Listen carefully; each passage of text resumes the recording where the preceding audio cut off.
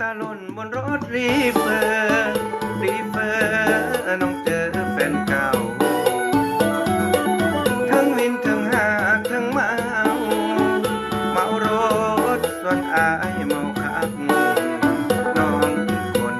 ที่เคยพายรักเห็นอายโอ้หักแต่ต้องมาดูแล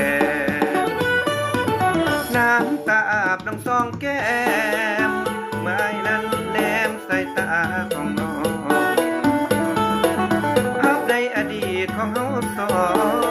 งวนเวียนจนน้องไว้วันน้องอยากหักกับอายคือกันขอถามยืนยันถามสักคำได้บ่พี่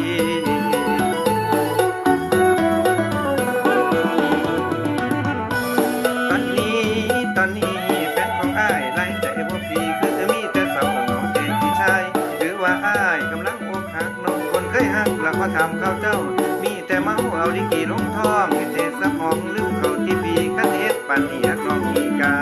ได้น้ำตาอยู่ที่รถรีเฟอร์เศร้าเด้อน้ำตาคนพาย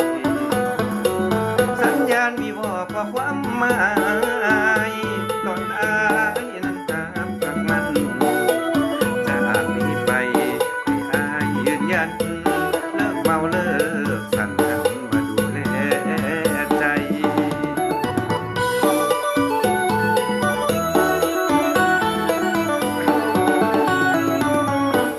วิวอนะวิวอเนาะอายวิวอเนาะอายคนหลายๆที่ไอ้กับดาวให้ไอ้ลืมความเจ็บปวดร้าวจากคนเก่าให้เศร้าสะเด้อไม่อยากรีบเฟิร์มหัวใจของอายให้สาวใดที่บ่เห็นค่าขอบคุณน้ำตาอยู่สุดท้ายขอบคุณหลายๆเด้อ